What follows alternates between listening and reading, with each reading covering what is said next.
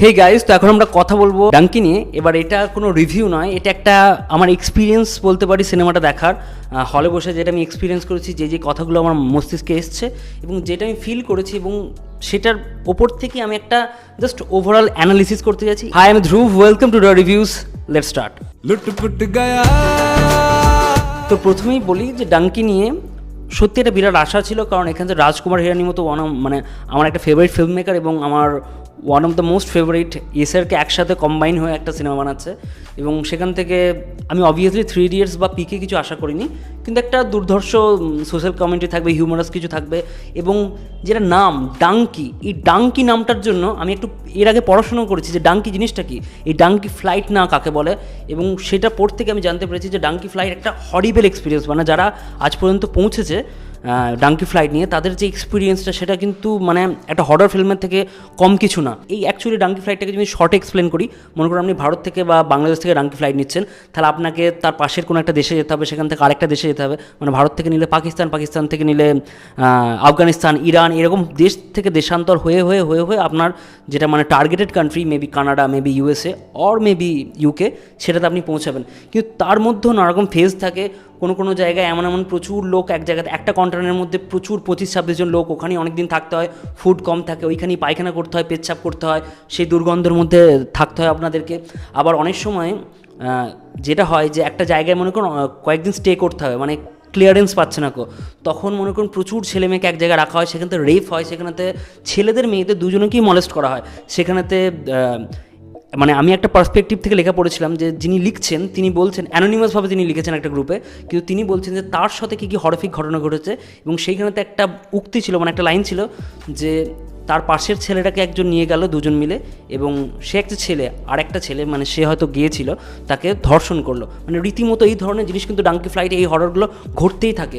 কিন্তু সেই সিনেমাটার মধ্যে, মানে এই ডাঙ্কির মধ্যে কি আমি ভেবেছিলাম কিছু একটা হরর এলিমেন্ট থাকবে, কিন্তু সেরকম কিছু হরর এলিমেন্ট আমি পাইনি, এবং সেটা রাজু হিরানি ইন্টেন্টও করেনি। রাজু হিরানি ইন্টেন্ট ছিল এটাতে যে ইলিগাল ইমিগ্রেশনের জন্য আমাদের ইউথের মধ্যে যে ইনফ্লুয়েন্স পড়ে, সেই ইনফ্লুয়েন্সটাকে কাটানো, এবং দেশের প্রতি যে এটা টান এবং প্যাট্রিয়টিজম অ্যাঙ্গেলটা সেটাকে এস্টাবলিশ করা, এবং সেটা কিন্তু সাকসেসফুলি করতে পেরেছে নাকি আমি বলতে পারবো না, কারণ তার পেছনে বা মাঝখানে যে ইমোশনটা, সেই ইমোশনটা কিন্তু আমার কাছে কাজ করেনি। এই সিনেমাটা অনেক কিছু করার চেষ্টা করেছে, বলতে পারি যে 3 ইডিয়টসের যে স্টাইলটা, সেই স্টাইলের মধ্যে আমরা দেখতে পারি অল ইজ ওয়েল, সেটাকে মুমতাজ সম্ভাল লেগে আপনারা শুনেছেন, সেটা দেখিয়েছে। বা বলতে পারেন যে আমাদের র্যাঞ্চো যেমন সব কিছু সামলে নিত, এইখানেও আমাদের হার্ডি ক্যারেক্টারটা সব কিছুই সামলে নেয়, এবং সুখী ক্যারেক্টারটাকে আমরা দেখতে পাই, এবং এই সুখী ক্যারেক্টারটারই 3 ইডিয়টসে একটা সেম টাইপের ক্যারেক্টার ছিল, সেটা হচ্ছে আলিফ ফয়সালের ক্যারেক্টারটা, এবং দুজনাকেই আমরা মাঝপথে হারিয়ে ফেলি। এই সিনেমাতে ভিড় যারা বিভৎস ইনফ্লুয়েন্স আছে, শেষকালে যখন ওদের মিলন হবে, মানে বয়স্ক মান্নু আর হার্ডির মিলন হবে, এটা দেখে আপনার ভিড়জারার কথা মনে পড়বে, এবং কোর্টের সিনটা দেখেও আপনার ভিড়জারার কথা মনে পড়বে। প্রথমে এসে মান্নু যখন বিদেশ থেকে ফিরবে, তখন যেভাবে মানুষের জমির ভেতর দিয়ে যাবে, ওই জায়গাগুলো ভিড়জারার কথা মনে পড়বে। শাহরুখ খানের এন্ট্রিটা ভিড়জারার কথা মনে পড়বে, এবং এর থিম্যাটিক মানে মিল আরেকটা কার সাথে আছে, কাল হো না হোর সাথে আছে।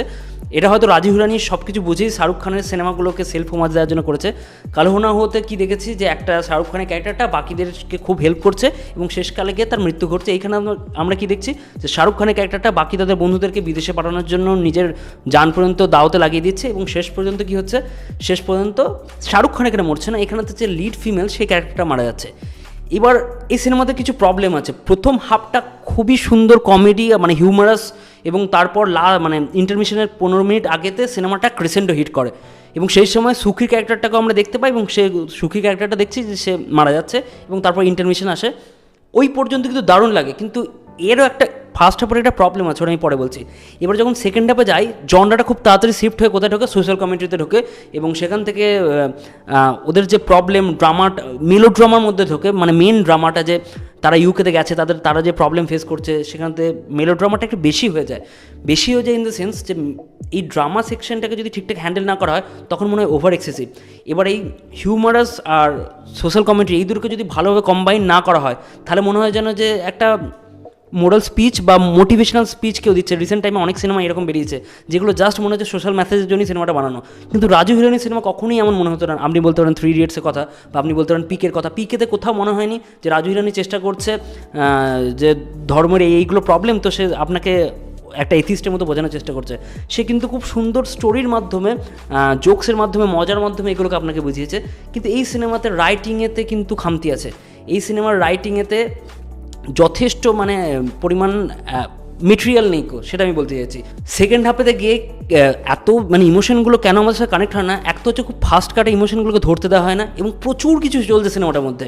সেকেন্ড হাফে গিয়ে দেখছি অনেক কিছু চলছে, মানে এক তো তারা ডাঙ্কি ফ্লাইটটাকে একবারই এস্টাবলিশ করে নিকো, এবং তারপর একটা জলের সিন আছে, জলের সিনে সিজিআই ভালো হয় নিকো, ওই জায়গাটা খুব মানে কমেডি লেগেছে। মানে ওরা সিরিয়াস একটা সিচুয়েশান আছে, তবু মানে আমরা ফিল করি না সেই প্রবলেমগুলো। আরেকটা হচ্ছে যখন দেখবেন ডেজার্টের মধ্যে দিয়ে তারা ছুটছে, 3টে ক্যারেক্টার মারা যাচ্ছে, সেই মোমেন্টে আমাদের কোনো কিছু ফিল হয় না 3টে ক্যারেক্টার মারা যাচ্ছে, কারণ কি ওই 3টে ক্যারেক্টারের সাথে আমাদের কোনো কানেকশনই নেই। সেইখানে দেখছি ওই 3টে ক্যারেক্টার মরে যাওয়ার জন্য এদের মধ্যে যেটা চেঞ্জেস আসছে মুখের মধ্যে, সেই চেঞ্জেসটা কিন্তু আমাদের মধ্যে কোনো ইম্প্যাক্ট ফেলছে না। বা যখন মান্নুকে একটা ক্যারেক্টার মানে ওই ডেজার্টের মধ্যে যেই পুলিশটা আছে বা ওই আর্মি অফিসারটা আছে, সে টেন্টের মধ্যে নিয়ে যাচ্ছে, আমরা কখনোই চিয়ার করছি না যে শাহরুখ খান ওঠ, ওকে উড়িয়ে মার, যেটা জওয়ানের ক্ষেত্রে হচ্ছিল। আমরা চাইছিলাম জওয়ানের ক্যারেক্টারটা রাইজ করুক, ও ভিলেন হোক এবং সিস্টেমের এগেনস্টে লড়ুক। এইখানে কিন্তু ওই চিয়ার আপটা, যে হিরোকে চিয়ার করা অ্যান্ড মানে প্রোটাগনিস্টকে চিয়ার করা, সেই কানেকশনটা কোথাও না কোথাও মিস হচ্ছিল। তার প্রধান কারণ হচ্ছে ফার্স্ট হাফেতে আমাদের যতই কমেডিটা ভালো লাগুক, কোথাও মান্নু আর হার্ডির ক্যারেক্টারের যে কেমিস্ট্রি বা প্রেমটাকে এস্টাবলিশ ঠিকঠাক করা হয়নি। ক্যারেক্টারটা এলো, কেন এলো সেটা বলা হলো না। হার্ডির ক্যারেক্টারটা এলো বেশ কমেডির মোড়কেই এলো। কেন সে আর্মি অফিসার থেকে মানে আসার পর এতদিন থেকে গেল জাস্ট একটা মেয়ের জন্য, এবং তারপর কি সে মানে তার কি আর আর্মি মানে চাকরিটা চলে গেছে না কি হয়েছে, সেই জায়গাগুলো কিছু বলা হলো না। ফার্স্টে যে বাল্লু, তো আইলেটস পরীক্ষা দেওয়ার পর বাল্লু যে চলে গেল, তার কেসটাও যে কী করে সে মানে ইলিগাল ইমিগ্রেন্ট হয়ে গেল সেটা ঠিকঠাক বোঝানো হয়নি। মানে বুঝতে পেরেছে যে সেখানে কলেজ ছিল না, তাই জন্য তাকে দেশে ফিরে আসার কথা বলা হয়েছে, এবং সে আসেনিকো, সে ওখানেই থেকে গেছে। কিন্তু হচ্ছে যে সাধারণ অডিয়েন্সের কাছে কিন্তু বোঝা যাচ্ছে না যে সে ঠিকঠাক যাওয়ার পরও, সে কলেজ না পাওয়ার পর যে এই মাঝখানে যে আন্ডারলাইনে যে কথাটা যে তাকে ফিরে আসতে হবে, সেই পোর্শনে কিন্তু দেখানো হয়নি। এইরকম কিন্তু কিছু ইনকনসিস্টেন্সি কনস্ট্যান্ট এই সিনেমাটার মধ্যে আছে। আর আমার মনে হয় এখানেতে মিসকাস্ট একমাত্র হচ্ছে তাপসী পান্নু। তাপসী পান্নু আমার কখনই মনে হয় যে সে একটা ব্রিলিয়েন্ট অ্যাক্টর, সে একটা অ্যাভারেজ অ্যাক্ট্রেস, এবং সে এখানেও সে অ্যাভারেজ অ্যাক্টিংই করেছে।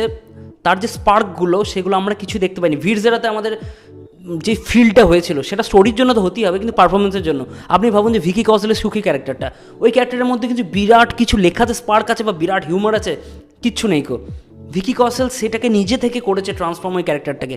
সে যখন I know English, I know comma, adverb, verb, colon, semicolon, সে যখন বলছে আপনি ফিল করছেন ওই ক্যারেক্টারটার মধ্যে যে তার মধ্যে জিলটা আছে যাওয়ার, ডায়লগে সেরকম কিছু নেই।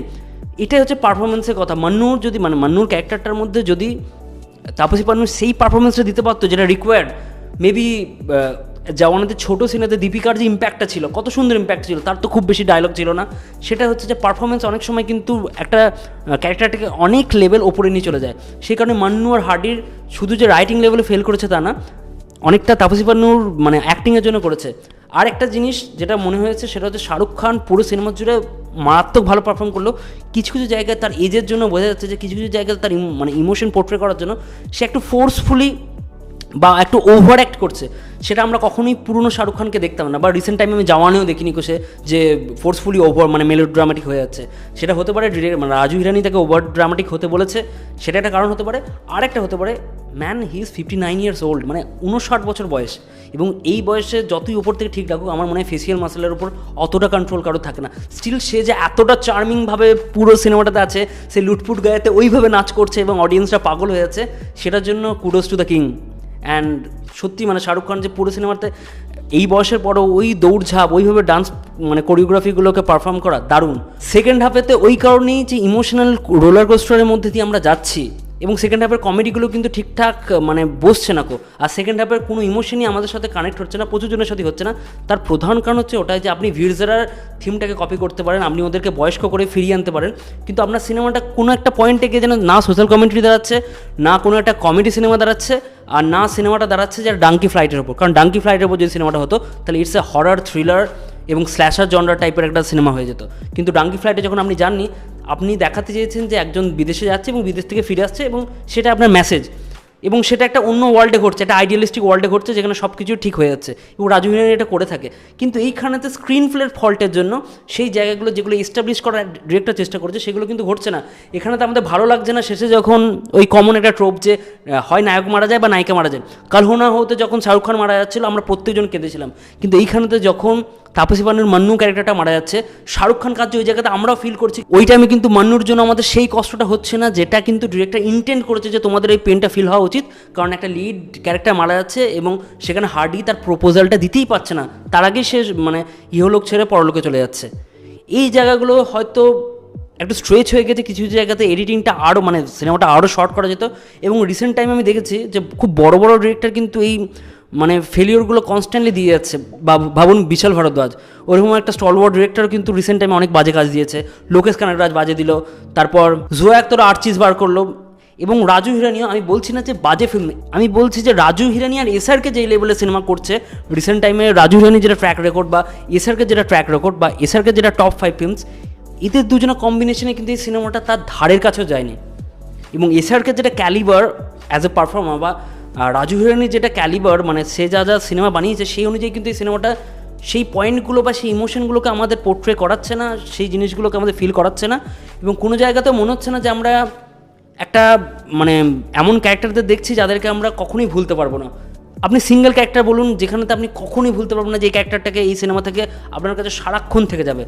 কারণ সারাক্ষণ থাকবে না, কারণ এই ক্যারেক্টারগুলোর সাথে আপনি কখনোই সেইভাবে বন্ড হয়নি যেইভাবে আপনার বন্ড হওয়া উচিত ছিল।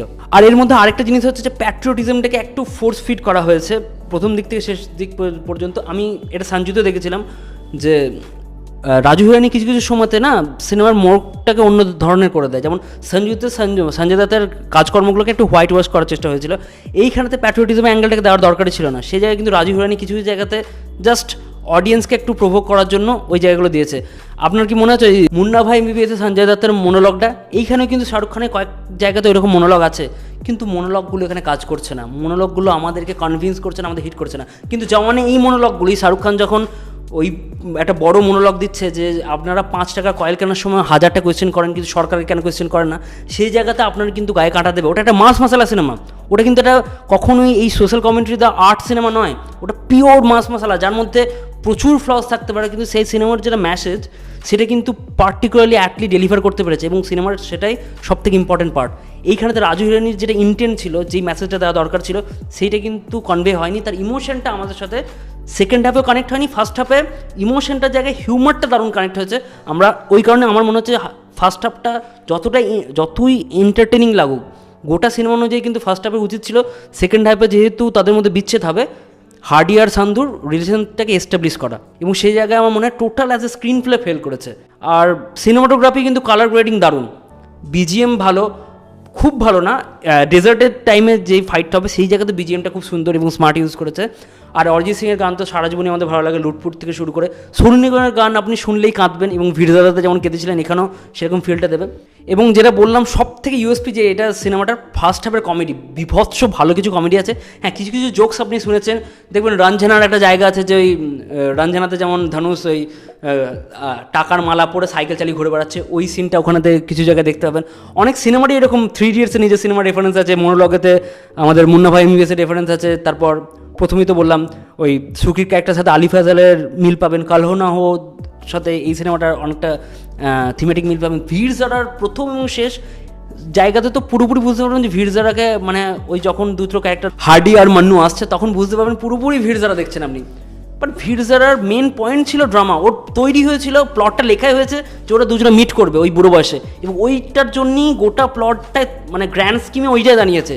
এখানে গ্র্যান্ড স্কিমে আমরা কখনোই দেখতে পাই না যে সিনেমাতে মেন পয়েন্ট হচ্ছে এখানেতে শেষকালেতে শাহরুখ খানের ক্যারেক্টারটা ব্যাক করবে, এবং শাহরুখ খানের ক্যারেক্টারটা বা হার্ডি ক্যারেক্টারটা ওয়েট করবে মান্নুর ক্যারেক্টারটার জন্য বা তাপসী পান্নুর ক্যারেক্টারটার জন্য, এবং সেখানে তারা ভিড় জারা মোমেন্ট রিক্রিয়েট হবে।